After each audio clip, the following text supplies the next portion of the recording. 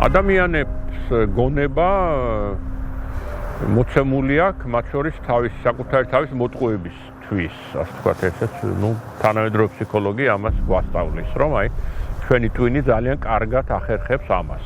ქართული ოცნების ხელისუფლებამ საკმაოდ წარმატებით მოახდინა რაღაც შექმნა ისეთი სისტემა, სადაც ბევრ ადამიანს ხელს აძლევს სტაბილობა, შეუქმნა ისეთი პირობები, რომ რადიკალური ცვლილებების მოლოდინი ადამიანებს აშინებთ. ასე ვთქვათ, მათ არ აქვს გარანტია, რომ ეს მათზე არ გადაწყდება ეს ჯოხი და რაღაც მათი შედარებით სტაბილური მდგომარეობა საფრთხის ქვეშ დადგება და შემდეგ უკვე რაციონალიზაცია ხდება ამისი, რომ კი ეს ასეა, მაგრამ ბიძინა რაღაცაზე მოაგვარებს საბოლოო ჯამში.